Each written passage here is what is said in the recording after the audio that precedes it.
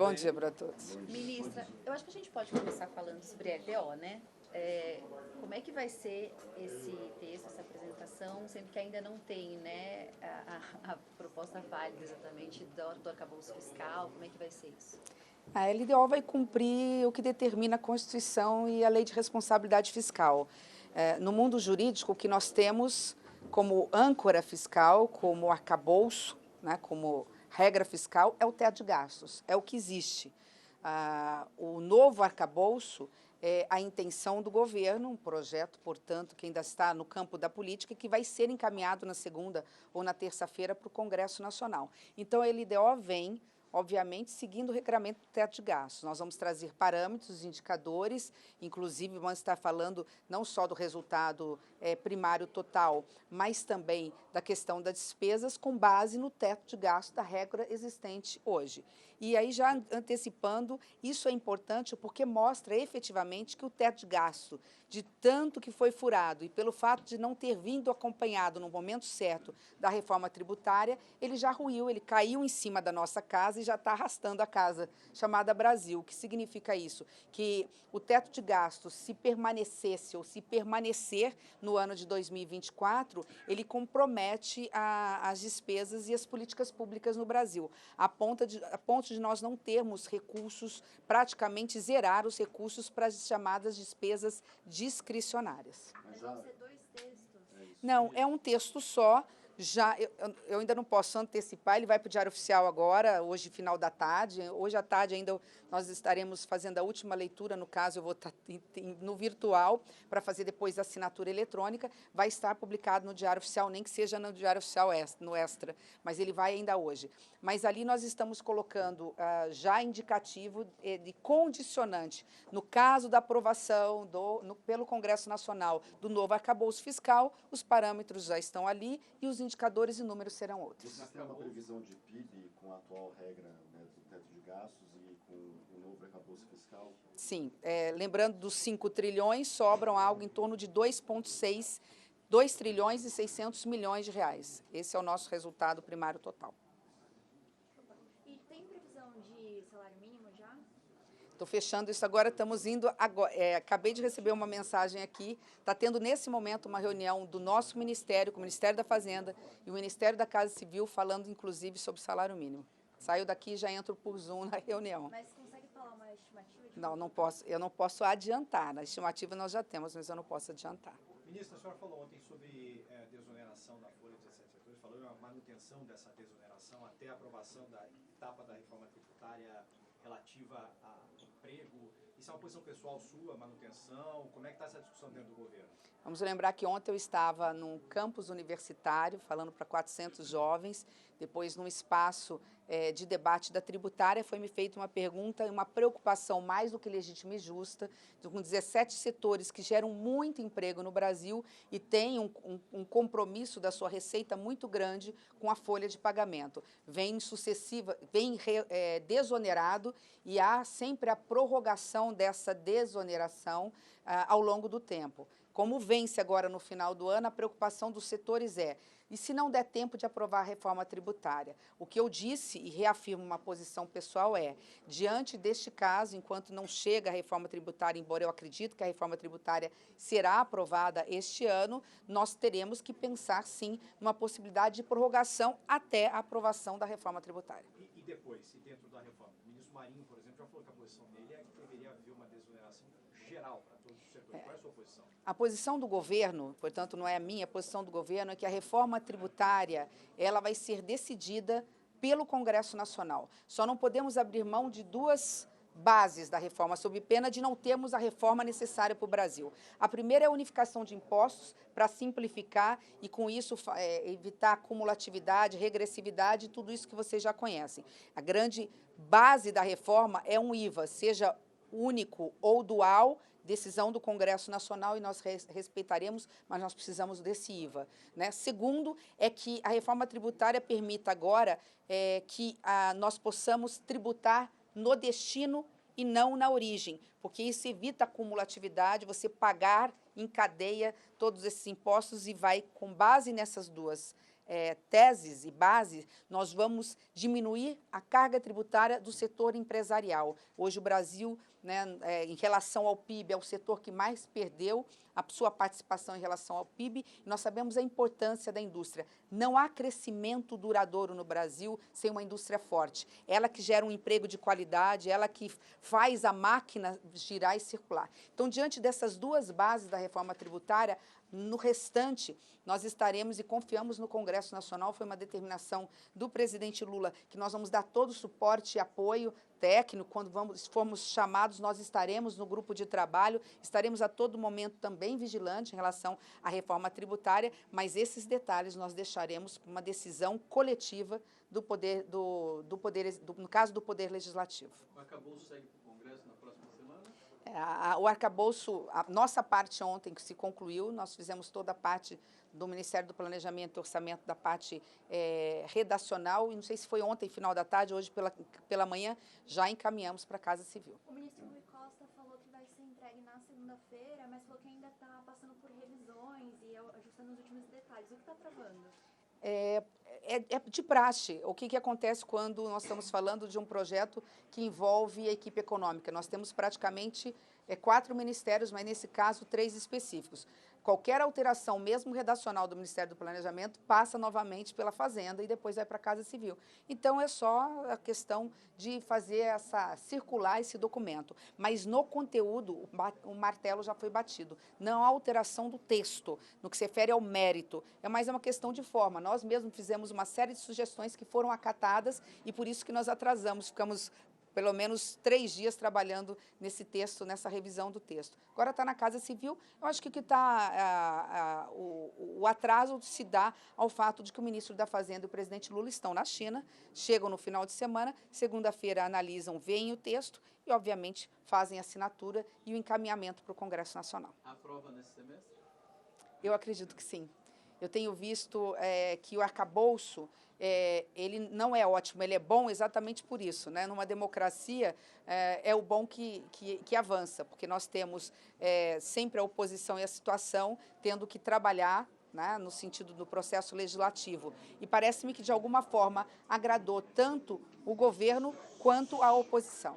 Sem o arcabouço, o governo fica sem recursos para investir, para tocar a máquina durante o ano todo? Como é? Sem o arcabouço, nós podemos falar que em determinados, inclusive despesas, para a máquina funcionar, nós teríamos dificuldade. Nós não estamos falando de shutdown, mas nós estamos falando de despesas como água, luz. Nós temos que cortar de algum lugar para poder cobrir minimamente as despesas administrativas do Poder Executivo. O teto de gastos, lembrando, não necessariamente em função do teto de gastos. Nós temos que lembrar que nós tivemos uma crise desde 2015 e 2016, depois tivemos uma pandemia. Tudo isso acumulado, uma má gestão em relação à pandemia, fez com que nós tivéssemos que criar despesas novas no final do ano que se tornaram permanentes. Nós estamos falando de merenda escolar que ficou praticamente 6 anos sem atualização, uma vez atualizado, se transforma numa despesa permanente. Alguém tem dúvida que é necessário a União contribuir com esse percentual a mais, esse valor a mais, para que as nossas crianças possam estar bem alimentadas nas escolas? O Minha Casa Minha Vida, faixa 1, ficou paralisado por 4 anos. Nenhuma casa popular foi construída. Então, são despesas permanentes necessárias para atender a população que mais precisa. Essa despesa cresceu, se tornou permanente, agora tem que caber no orçamento brasileiro. Nós temos que fazer o dever de casa com o arcabouço fiscal. Eu falo que o arcabouço fiscal, ele arruma a casa, ele é a bala de bronze, porque ele faz com que nós possamos arrumar a nossa casa, fazer o dever de casa e depois, a partir daí, cobrar também, né, parceria do Banco Central em relação aos juros e tudo mais, falando estamos fazendo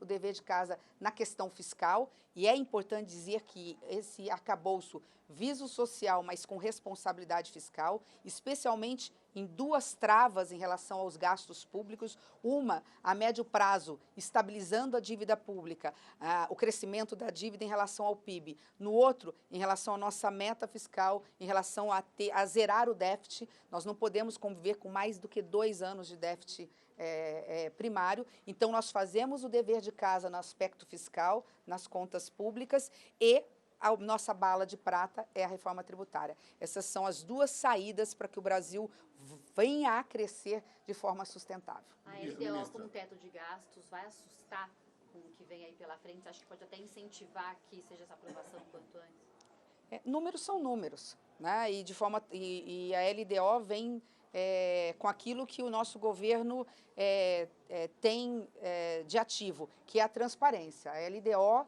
vai mostrar o Brasil real, o Brasil que nós temos em relação às contas públicas. E sim, vai assustar, vai mostrar que não tem espaço fiscal para absolutamente nada de novo e, ao contrário, nós teríamos que tirar de despesas discricionárias. Nós basicamente zeramos despesas discricionárias. Nós sabemos o que são despesas discricionárias. Hoje, nós temos algo em torno de 200 bi em despesas discricionárias. Se tirarem as emendas parlamentares, sobra algo em torno de 170 bi para a máquina, para o Poder Executivo atender todo o Brasil, em todas as áreas, em todos os setores.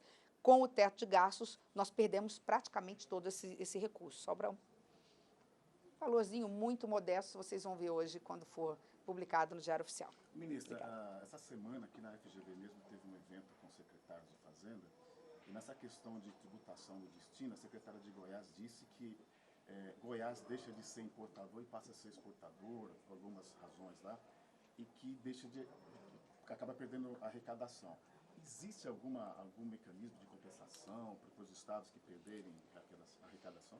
Eu sou otimista em relação à reforma tributária porque eu acompanho essa questão da reforma tributária já que eu estou numa universidade, desde o meu segundo ano, quando eu fazia Direito na Universidade Federal do Rio de Janeiro. Naquela época, nós estávamos falando da Constituinte e ali já se falava, logo em seguida, de um IVA, né, do Brasil ter uma reforma tributária. Depois, como professora de Direito Público, por 12 anos, eu acompanhei a reforma tributária que nunca saía. Todos os governos tentaram, Fernando Henrique nos seus 2 mandatos, Lula 1, Lula 2, Dilma 1, Dilma 2, enfim, todos os governos tentaram e não conseguiram.